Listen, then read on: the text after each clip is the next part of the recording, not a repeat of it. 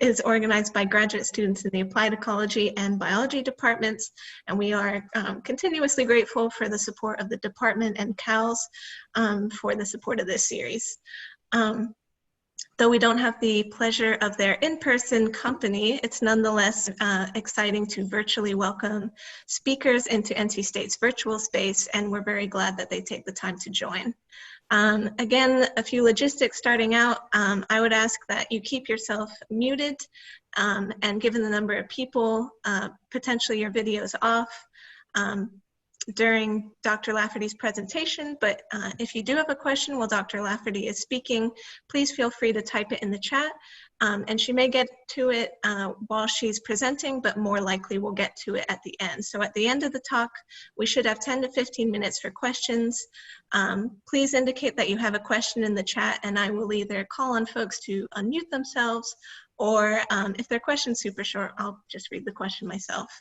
And so with that, I would like to introduce Dr. Di Lafferty. Dr. Lafferty is an assistant professor of wildlife ecology at Northern Michigan University in the biology department. She earned her BS in zoology from Southern Illinois University, her master's in ecology and conservation from the Florida Institute of Technology, and her PhD in forest resources from Mississippi State University. Many will likely remember from her time as a postdoc in the Department of Forestry and Environmental Resources here at NC State.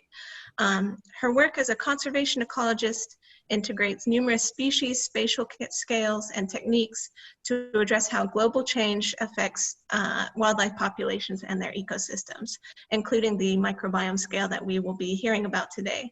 As part of that work, Dr. Lafferty prioritizes inclusivity and collaboration to affect research and engagement at both the community and global scale. We are very fortunate to have Dr. Lafferty with us today, and with that, I'll let them take it away. Thanks so much. That was a very nice introduction.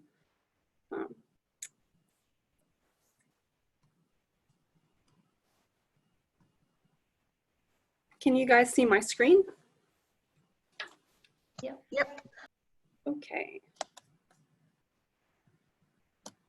So again, thanks so much for inviting me to share some of my ongoing research with you today.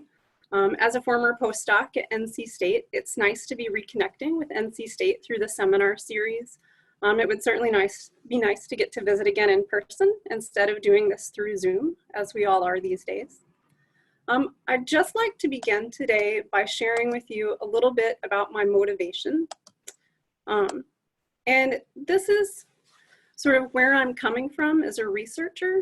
And my idea here is that understanding how wildlife populations and their associated communities and how their associated communities and ecosystems respond to global change and to perturbations is really important for developing some science-informed strategies so that we can conserve those species.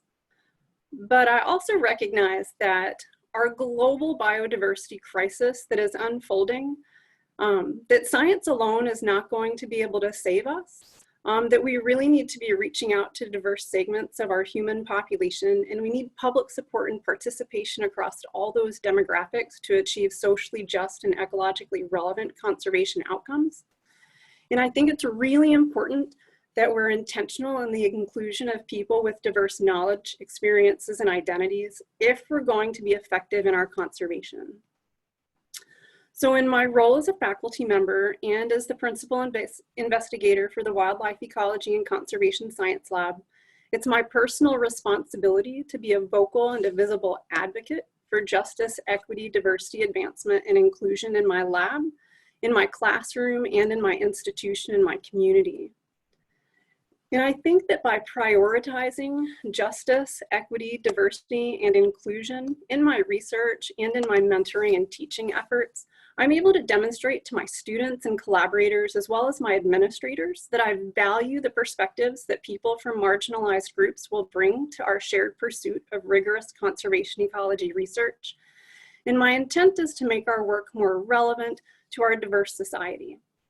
I also take it on as my personal responsibility to help educate my team of students to understand the barriers that people from underrepresented and underserved communities face in higher education, particularly the impact of systemic racism in the STEM field, and those ramifications of implicit and explicit biases in academia, what it means to have privilege, and then we work together to form more equitable and effective allyships as a lab and within our academic community. This does include continuing education on my part and helping my team recognize that all of human diversity isn't always visible, and that's okay. Not everybody wears badges and buttons to display their different demographics. And you can't always tell the diversity someone brings just from looking at them, unless they fit some preconceived notion, which again is perpetuating some of these problems. So I do think that it's this commitment to diversity advancement that's really enabled me to establish a conceptually diverse research program that's highly collaborative. We include diverse students and collaborators from across the country and around the world. And my hope is that by demonstrating that justice, diversity advancement, and inclusion, that they're not just broader impacts in my work, but that they're standard practice, that this will create a more welcoming environment for a variety of students. And today I'm going to highlight some of the creative wildlife microbial ecology research that's happening in my lab. And I'm going to share why this is such an incredible opportunity as a gateway for intentional diversity advancement and inclusion by engaging collaborators from across the academic hierarchy and beyond in lots of different ways where we're using some innovative research to tackle some of these issues. First, I'd just like to begin with a little bit of background on wildlife microbial ecology. And this focuses on the relationship between wildlife and their microbes. And that's those complex communities of microorganisms, their genes and genomes that inhabit virtually every body site. And we've learned from both human and lab experiments, as well as some field-based studies, that these microbiomes perform countless micro-ecosystem services that profoundly affect host behavior, physiology, reproduction, health, survival, and ultimately evolution. For example, gut microbiomes can metabolize compounds that their hosts cannot. They aid in vitamin synthesis, fiber fermentation, nutrient uptake. They can facilitate tissue development, and they contribute to myriad immune system responses. Additionally, the gut microbiome can respond rapidly to dietary shifts by changing gene expression and metabolic pathways, increasing a host's capacity to respond to dietary changes. And these tightly co-evolved host microbiome systems are sensitive to perturbations in the host's environment. So if we can apply the same ecological concepts many of us are comfortable with at the macro scale, concepts like resource partitioning, inter and intraspecific competition, the intermediate disturbance hypothesis, and even trophic cascades, perhaps it's not so hard to imagine that many of these same ecological concepts apply to wildlife microbial communities, and that perturbing these highly co-evolved systems may result in some interesting and potentially negative or even lethal consequences to the host. This is just my simple cartoon to help illustrate this idea. So on the left is a pre-disturbance or a normal gut microbiome community.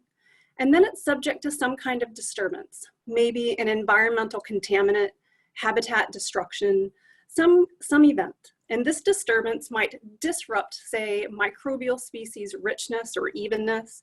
It may change the relationships among the microbes. But what if that disturbance results in the loss of a keystone microbe or a numerically dominant species? And now you have competing microbes competing to fill that niche. And what if that disturbance results in the loss of a critical microecosystem service? Can that host microbiome return to that pre-disturbance state? And if so, how long does it take? Or does it shift into an alternative state? And is that state stable? And what might that mean for host health? So I really think that plasticity and resilience in wildlife microbiome composition and community membership is this underappreciated source of adaptive potential for species to cope with all kinds of environmental change. And as we consider our options to prevent additional wildlife population declines, a holistic approach that embraces the conservation and management of wildlife and their microbes might be the new imperative of 21st century conservation. And just in case you're still not sold on how exciting wildlife microbial ecology is, Here's just a few recent papers that highlight the importance of microbiomes in wildlife nutrition and immune function, their role in the pathology of fungal diseases such as chytrid fungus, and their functional role in the reproductive tract of females, contributing to successful and failed pregnancies. Or we can consider how ignoring the gut microbiome of captive bred animals that are slated for reintroduction can step back and even stymie reintroduction efforts. So in short, wildlife microbial ecology is highly relevant for successful contemporary conservation biology. And with that in mind, in my lab, we're really trying to build wildlife microbiome knowledge across diverse taxa in an effort to advance our knowledge of the eco-evolutionary factors that are governing those wildlife-associated microbiomes.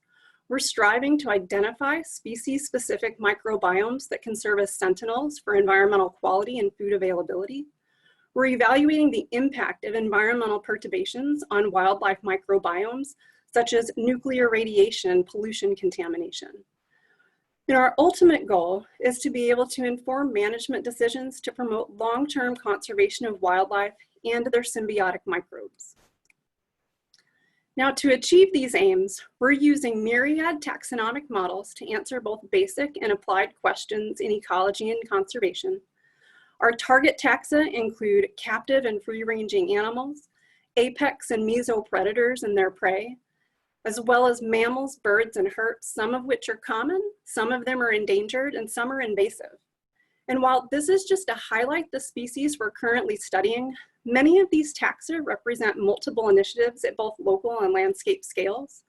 And this is why wildlife microbial ecology is my gateway to intentionally inclusive research, because none of this would be possible. We could not tackle all of these initiatives without intentionally inviting a diverse assemblage of students to come and participate with us.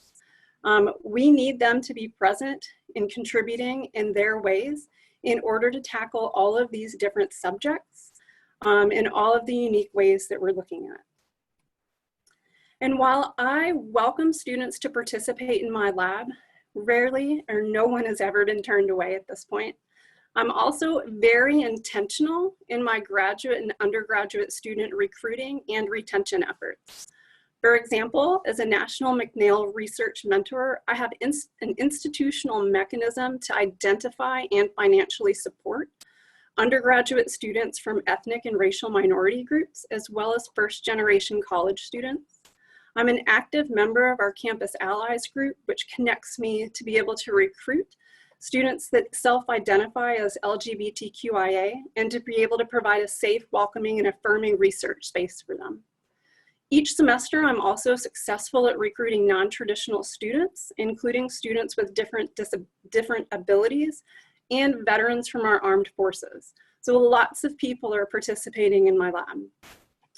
And in addition to recruiting graduate students from underrepresented and underserved communities, I really strive to connect all my students, both undergraduate and graduate, with diverse academic faculty so they can broaden their networks, as well as state and federal agency managers and scientists so they're developing professionally.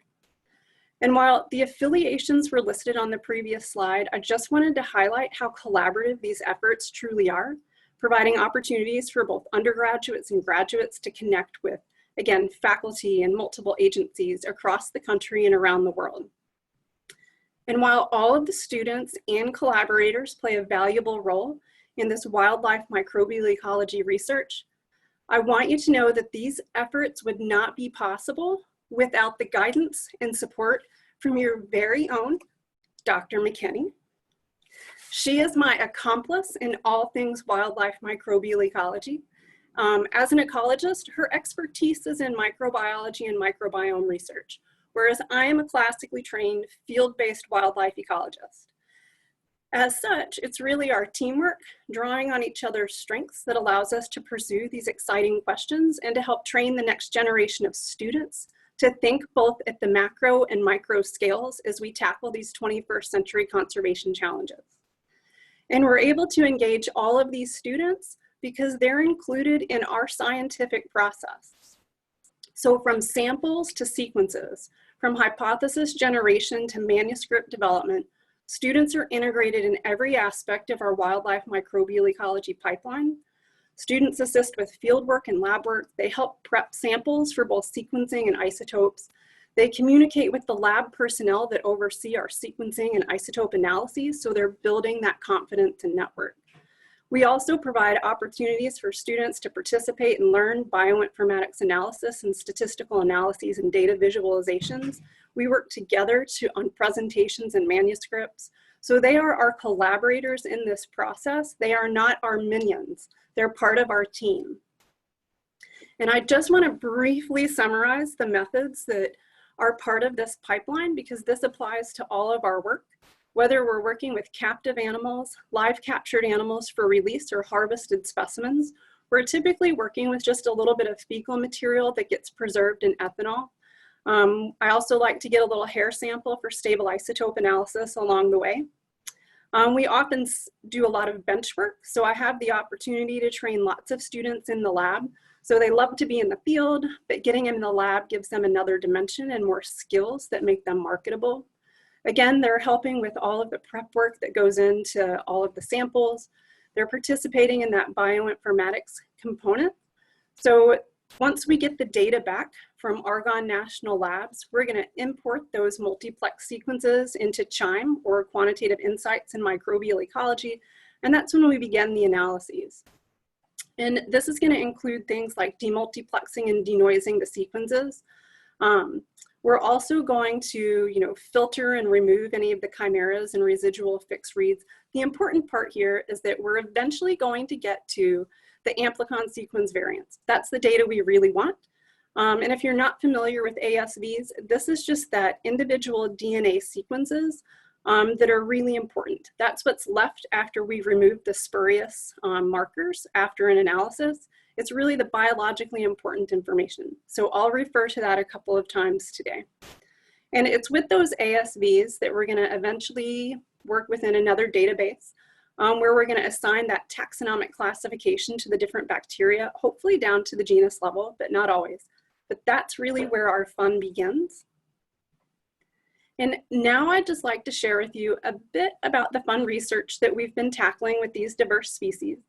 And as you can see, many of the species we're studying are carnivores, which means they might be elusive or logistically challenging to sample. And though fresh fecal samples are often an efficient, non-invasive method for sampling the gut microbiome of diverse taxa, you can imagine that sampling carnivores can be pretty tricky. Not only do they occur at low density, but they're often elusive. So non-fresh species might be more accessible, but it may or may not accurately represent the gut microbiome of the host due to succession of the gut microbial consortia post-defecation. We also have to think about whether or not that species gets colonized by microbes in the surrounding environment. So one of the first studies we tackled to help us understand these processes was a very simple captive study using captive mink as a model species to investigate post-defecation microbial succession. And this was a simple experiment where we went out to a mink farm in the UP and we passively sampled animals during morning husbandry. We collected those fresh feces on sterile smocks, and then we preserved a piece of that feces immediately, and then we subsampled it for the next 5 days. Now those subsamples were each put into a warm and a cold treatment so that we could also evaluate whether or not there were some potential weather effects or temperature effects that might affect that post-defecation microbial community. We also sampled both males and females so that we could see whether there might be any sex-based differences occurring within this population. Now, our results were pretty interesting. Neither sex nor day nor their interactions significantly affected either Shannon diversity or Faith's phylogenetic diversity. So again, two different diversity metrics here. And this was true for the cold treatment. Though our linear mixed models for Shannon in the cold had like really good explanatory power, right? We're at about just over 80%, but those fixed effects only accounted for about 7% of the variance. Now, the overall model for Faith's PD, so looking at that phylogenetic diversity within the samples, had much lower explanatory power, but it also didn't explain a lot of the variance. We did find that there was this interaction between day and sex, and that was significant for Shannon's diversity index in that worm treatment. Yet the pairwise contrast of the estimated marginal means didn't show significant differences between those males and females for each day. Now, again, with the linear mixed model for Shannon's index in the worm and Faith's PD, they had decent explanatory power, but the fixed effects again explained very little amount of that variance. So tackling another analysis, we used principal component coordinate analysis, and this revealed clusters that seemed to be driven by the individuals and to a lesser extent the sexes for both warm and cold treatments. And these clustering patterns were more defined for weighted than unweighted unifrac distances. Now, if you're unfamiliar with the unifrac distance measures, those weighted unifrac measures take into account the relative abundance of taxa shared between samples, whereas that unweighted unifrac is only considering the presence and absence. So using these distance measures, we also conducted a per ANOVA for comparison of those unifrac distances. And this showed that those microbial memberships that were based on that unweighted unifrac distance changed significantly over time. And it also changed between sexes for that cold treatment. And the worm conditions, however, seem to be getting driven by significant shifts in relative abundance based on that weighted unifrac distance between the sexes. So this is going to end up being pretty interesting. So just to sort of bring this together, the linear mixed models predicted Shannon diversity for the cold treatment better than those Faith phylogenetic diversity, though the results don't necessarily explain by the variables that we measured, right? Because there was no real significant effect for sex or day. That is that Shannon diversity, richness or evenness in those cold samples seem to be reflecting overall community dynamics, which in turn might correlate with host sex or ambient temperature or days post-defecation. And this interpretation is then supported by the differences between those weighted and unweighted unifrac clustering. For example, that cold treated sample cluster were better defined when relative abundance is taken into account. Whereas by contrast, Faith's PD was correlated more strongly with our fixed effects with day and sex, explaining more of the observed variance. Again, small, but suggesting that these variables do impact specific lineages, though not necessarily the overall community structure. And because we didn't find any significant dissimilarity between days or sex for those weighted unifrac in the cold treatment, these data suggest that neither mink gut, their gut microbes, or the environmental colonizers, so those microbes in the local environment, are particularly active during cold temperatures. This is potentially important if we want to be able to non-invasively sample carnivores during the winter. Now, this is where it starts to get a bit more interesting. We also detected 86 differentially enriched bacteria between the sexes. So this cladogram is derived from a linear distance analysis, which shows the linear discriminant analysis effect sizes. And what this is showing is some pretty remarkable sexual dimorphic bacteria along bacterial families. So we didn't find any bacteria to be differentially enriched between days in the warm or cold treatments. So what seems to be driving these differences is sexual dimorphism in the mink gut. And this can be pretty exciting as we're planning for future studies. Now, we also wanted to look at whether or not there were any differences in predictive function of the microbial communities from the mink that we sampled, and to determine the predicted functions if they shifted from day 0 over time in the different treatments or by sex. And to do this, we were using a metagenomic inference tool which uses the direct nearest neighbor matching between those ASVs, so that important genetic material we wanted, in order to predict the represented genomes that are independently assigned from those phylogenetic reference databases. The takeaway message here is that we found about 350 inferred metagenomic functions revealing the dominant bacterial pathways related to metabolism, disease, and organismal systems. Now, there were no functional pathway features found to differentiate within the cold treatment, but in the warm treatment, we found a couple of them from day 0 to day 2 and from day 0 to day 4. And both of those were related to things like glycan biosynthesis and metabolism pathways. So not particularly surprising. But what was maybe sort of interesting to think about is of the 20 most abundant pathway features that are shown in this figure, 16 of them were differentially abundant in males, and 1 of them was differentially abundant in females. The other pathways were minor. But again, this is reinforcing that idea that there's some important sexual dimorphism occurring within the gut with those bacterial communities that we need to consider for future sampling, especially non-invasive sampling when we don't know which animal or what sex deposited the feces. Now, this is always a bit of a scary analysis, but to assist in future field-based studies, we did conduct a 2-sample t-test power analysis on the 2 different alpha diversity metrics that we were using. So Faith's PD, that measure of phylogenetic diversity, and then Shannon index to determine the necessary sample sizes that might be required to detect significant differences in effect sizes between our 2 treatments. And for us, we were looking at warm versus cold sampling. So to do this, we randomly subsampled 10 samples from each treatment, and then we pooled those standard deviations for each of the alpha diversity metrics that we were interested in. Now, it's important to note that because ecologically meaningful differences between the 2 temperatures is relatively unknown, and we don't know how big an effect size needs to be for it to be ecologically meaningful in mink and many other carnivores, we went to the literature.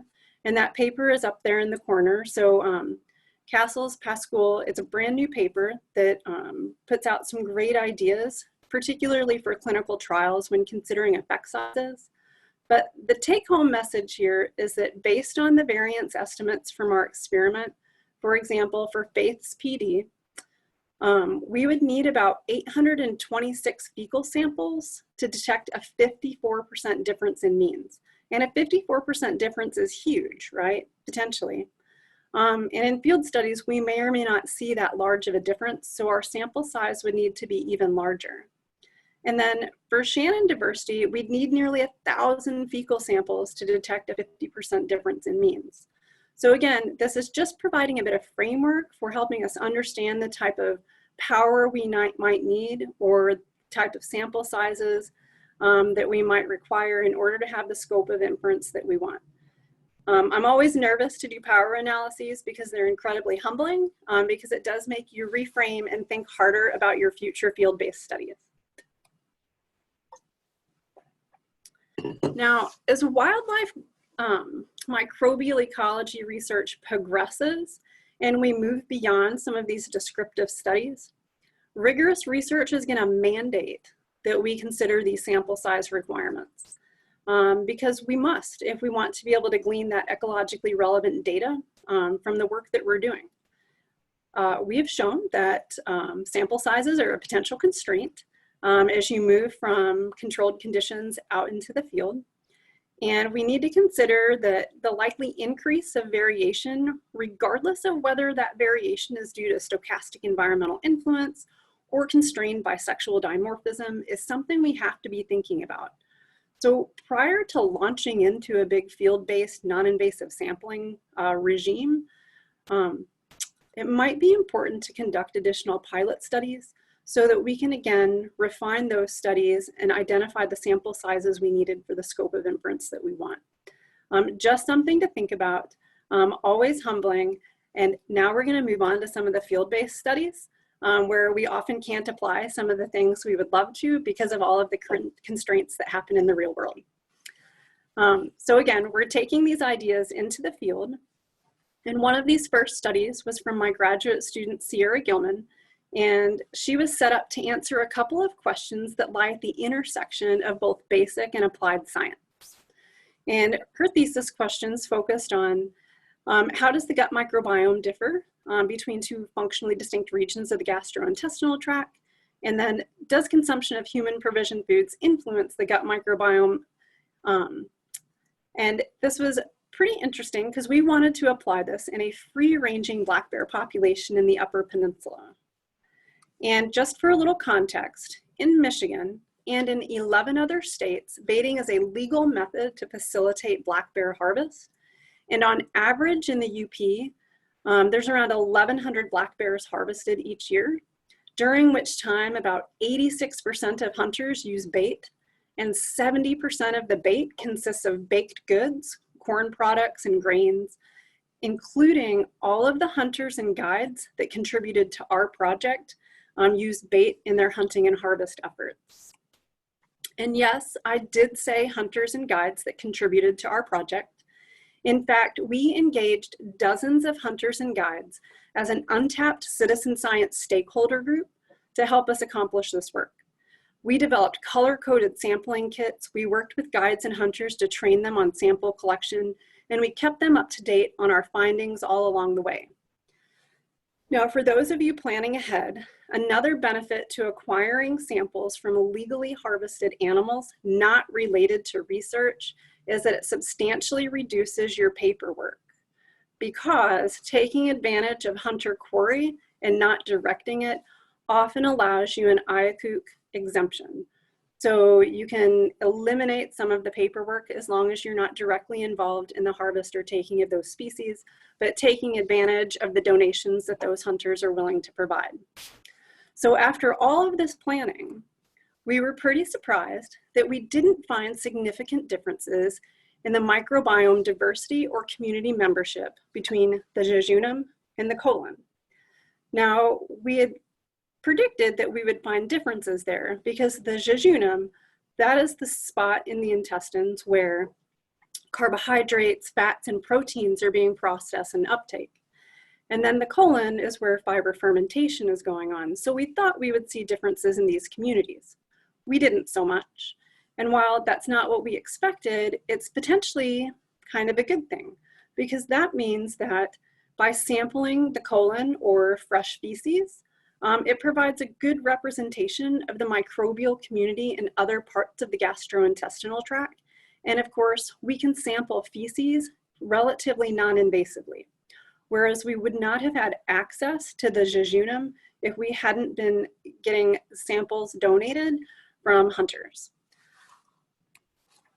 And while you can't read what's happening in the heat trees that I superimposed on the bear model on this side, these are just phylogenetic heat trees that represent community structure observed in both the jejunum and the colon.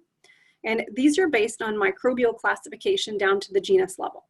And the take-home message here, just from looking at what look like these beautiful star charts coming out of the bear's belly, is that we saw higher phylogenetic diversity in the jejunum, where the colon is displaying a smaller number of phyla, but also has double the amount of enriched taxa.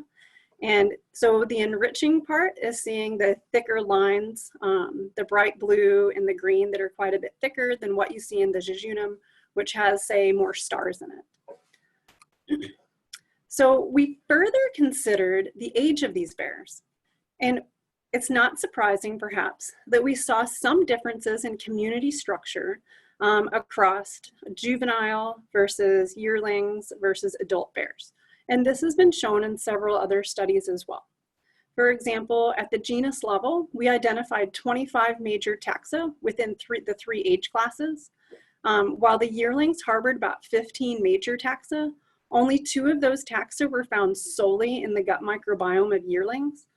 All of the other taxa found in the yearlings were shared with either subadults or adults. So again, a little bit of structuring here, but this has also been shown in other studies. We also examined the diets of the black bears that we were sampling. I mentioned earlier that we often take hairs for stable isotope analysis, which lets us reconstruct their diets. And I wanted to mention that it's not terribly surprising that black bear diets are dominated by vegetation, which is what our data show. It's also not surprising that they're eating a lot of bait, since we were working with hunters. It's expected there would be bait, or that there were some differences by sex and age, or by age class.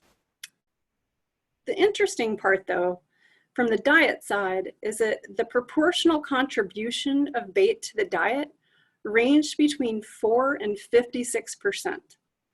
So some bears were consuming more than half their diet consisted of bait. And that's on par with or well above other reported values across states for food-conditioned animals, and it's well above the level that are often associated with bears killed during management action to reduce bear-human conflicts. I'll let you draw your own conclusions for whether or not bait might be an issue at driving some of what we see in regards to bear-human conflicts. Now, a really important part of this, and perhaps the most interesting finding, is that we found that microbial phylogenetic diversity, again being measured by Faith's PD, as well as species richness, so Shannon diversity, that was decreasing significantly as the proportion of human foods increased in the diet, particularly the amount of corn. And we broke out corn and bait because they're isotopically very different. So we did analyses with all human provision food that included bait, as well as splitting bait and corn apart so that we could tease those away.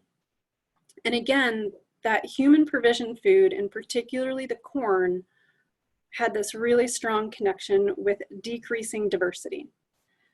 For every percentage increase of corn in the diet, Faith's PD was decreasing by about almost 90 units, and observed ASVs were decreasing by about just over 3 units. We also detected significant differences in betta diversity with increasing corn consumption. And again, this is measured by that unweighted unifrac, and that's taking into account that relative abundance of taxa shared between samples. And again, we're seeing a decrease in diversity. Now, if we think about this within a management context, this is of potential concern to managers, because these results suggest that bait, particularly corn, may be negatively affecting black bear gut health by driving down diversity. For example, gut microbiome diversity is linked with nutrition uptake, immune system response, and while gut microbiome functions, there's redundancy like we see in every systems. It might be carried out by several bacterial taxa. There's other functions that might involve very unique interactions with specific bacteria. So if we're removing that diversity, again, we could be removing a keystone species. So there have been studies that have well documented the negative effects linked to a reduced gut microbiome diversity in humans, as well as in non-human primates. For example, evidence suggests that to maximize these symbiotic relationships between wildlife hosts and their gut microbiomes, and to prevent dysbiosis or that disruption, you need to have a really multifaceted or a diverse microbiome. And an important consideration is that although we were looking specifically at black bears, imagery provided by the hunters and guides that were contributing to this project suggests that a lot of different species are actually hitting those baits. They're getting species including marten, fisher, badgers, wolves, foxes, coyotes, deer, and moose, and a variety of bird species are all consuming those processed food baits, which are a lot of high fructose corn syrup, as well as eating the corn. And we took this on the road to share our results last year at the Wildlife Society meeting in Reno, and this led to a new initiative. We ended up striking up a collaboration with Colleen Ulfenbuttel, who is a black bear and fur bearer biologist with the Wildlife Management Division of North Carolina Wildlife Resources Commission. And she worked with hunters and biologists last year to collect samples from legally harvested bears. And she sent us those samples, and we're currently underway getting them analyzed. But I wanted to show you these preliminary data so you can see the differences in the food habits of North Carolina bears, and these are coastal bears, relative to our UP bears, which are represented in black, and those North Carolina bears are represented as the gray dots. What you can see is that North Carolina bears are consuming substantially more corn than were the bears here up in the UP.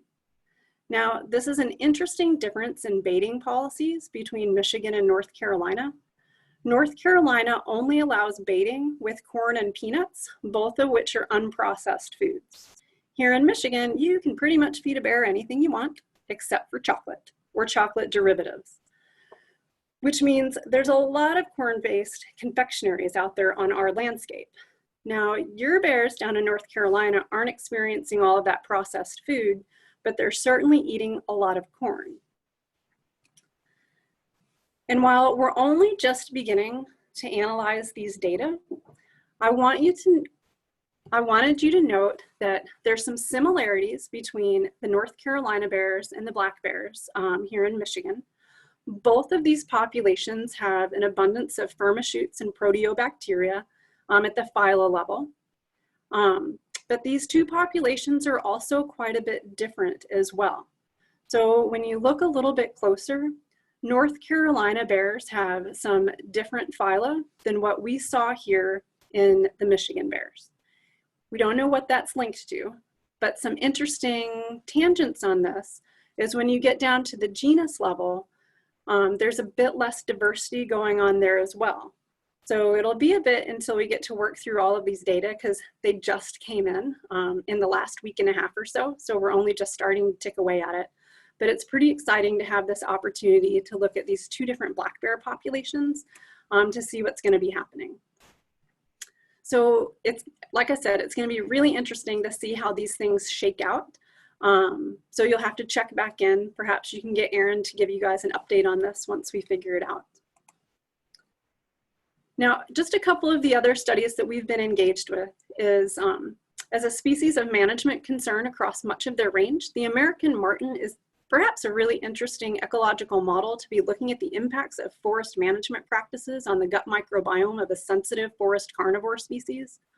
For example, in the UP, where human density is relatively low, our human impacts to the landscape are actually pretty severe, in part because we have a very vigorous timber industry. However, we also have the largest tract of primary hemlock hardwood forest in the eastern United States, which is a private landholding owned by the Huron Mountain Club, and we received a grant to do research on their property and across the UP to live trap marten to start asking this question: how does human-mediated forest disturbance influence the gut microbiome of this sensitive species? Now, these are just preliminary data from 21 marten that we sampled across the UP using a combination of live captured and released animals, as well as hunter harvested animals. And you can see that with this really small data set, we aren't seeing significant differences in the relative abundance of major microbial genre between marten in disturbed and undisturbed forests. We also have this limitation of not knowing the sex of all of the animals. They either weren't reported or weren't collected during data collection. But an interesting part here, and again, these are just preliminary data, are what the heat trees revealed in this sample. Now, the marten that were sampled in the more disturbed habitat seem to have fewer major microbial taxa and have substantially more minor microbial taxa compared to those marten that were sampled in the undisturbed forest. So beyond increasing our sample size, our next step is going to be to examine whether or not these differences in phylogenetic diversity might be correlated with any predicted differences in functional pathways between these two communities. And again, this is very exploratory as we're taking this on the road and into the field, but some fun preliminary data to get us thinking about what might be happening in the gut microbiome of forest carnivores when they're experiencing different levels of human disturbance. A more recent study, my newest graduate student, Sarah Trujillo, has just begun her work in January, but she's getting us even closer to those 4 ideals that we had, ticking away at describing what is going on with the microbiomes and how we can potentially apply this with conservation and management. And through a collaboration with USGS, US Fish and Wildlife Service, National Park Service, and NOAA, Sarah is using fecal samples that are collected during brown bear capture mark recapture operations to identify the drivers of gut microbiome variation in brown bears across 3 national parks and preserves in Alaska. And she's connecting that microbial data to health metrics such as percent body fat, lean body mass, and reproductive output. Though she's only about 9 months into her graduate research, she's already making great progress.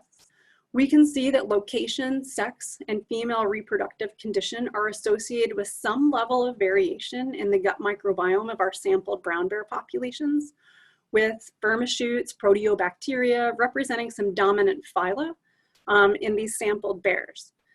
We do have 2 oddball male bears there. If you see that Katmai sample, they're dominated by Tinnerishutes, that purple bar. Now that sample size is tiny. There's only 2 male bears there, but I'll come back to them. But in regards to firmishutes, this makes sense.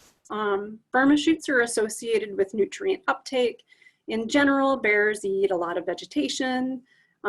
There's a lot of fermentation going on. So it makes sense that they would have potentially a high abundance of firmishutes, or that would be well represented in their gut microbiome. In turn, as the bears are feeding those microbes are likely performing great ecosystem services for them, processing all of that vegetation for nutrient uptake. Now, Proteobacteria is also well represented here, and that's been shown in other species that have relatively low metabolic rates, like sloths and bamboo eaters. Now, these Katmai males are potentially interesting, although we can't draw much inference from 2 bears.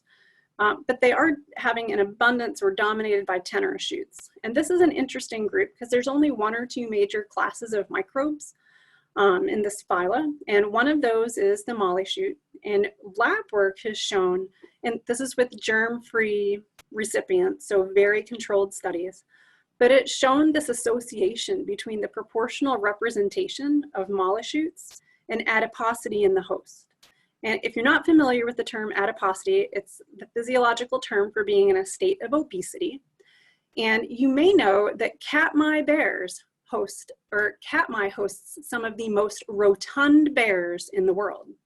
They have access to incredible salmon-based resources. They do tend to be some of the most fat-bearing bears in the world. We don't ever refer to bears as obese because there's never been a bear that is so large that it's unhealthy for that bear. In fact, bigger bears are much healthier bears. They survive better in the dens, they reproduce better. So it's going to be interesting to see how this story unfolds as we consider not just the amount of Tinnerishutes that are present, but those ratios and whether or not we see any of that changing over time. And another pretty interesting component of Sarah's work is that she's going to be examining seasonal shifts in brown bear gut microbiomes associated with the timing of different food resource availability. So we have samples from bears having just emerged from the den. We have samples for bears right at the onset of salmon season. And then we have samples from bears right during the hyperphagic period as they're getting ready to go into the den. So we're sampling them across about a 5 to 6 month period, and we're going to be able to track and see those changes over time.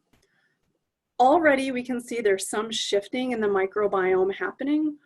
Now we need to tease that apart, see if it's related to changes in food abundance, food availability. We're also measuring that against their stable isotopes so we can estimate diet and see how that tracks and changes. And then along with the morphometrics, including physiological condition and reproductive output. So again, this is a pretty fun opportunity. This will be the first time that anybody's tracked seasonal shifts in the gut microbiome and community structure and function of a free-ranging large carnivore. And importantly, these data are going to be used by our federal partners as they're managing access and use of the terrestrial and marine resources in these systems, and the impact that offtake from commercial industries have, so that we can evaluate what's happening and how that might be perturbing these brown bear systems. Now, whether we're studying the impacts of human provisioned foods on the gut health of American black bears, or we're working with international partners to understand the extent to which chronic exposure to nuclear radii influences the gut microbiome diversity and function of, say, wild boar across the Fukushima nuclear exclusion zone, or whether we're investigating how urbanization is impacting the nasal microbiome and space use of Asiatic black bears. We're having an awful lot of fun tackling these questions. We're building some pretty unique partnerships, and we're training a lot of students, a lot of future wildlife ecologists, to consider both micro and macro perspectives to help enhance wildlife conservation. And I just wanted to once again mention and recognize my students and my collaborators, and specifically Dr. Erin McKenney for her contributions to these efforts, because this is really a team effort. If you took time to count, you would see that there's about 40 people listed on this slide, and we've only been doing this for about 3 years. And we're hoping that we will keep growing these collaborative efforts and having a positive impact on these students. And with that, I'd just like to say thanks for inviting me to Zoom with you today, so I could share some of the work that we're doing. And I would be happy to chat with you and take any questions.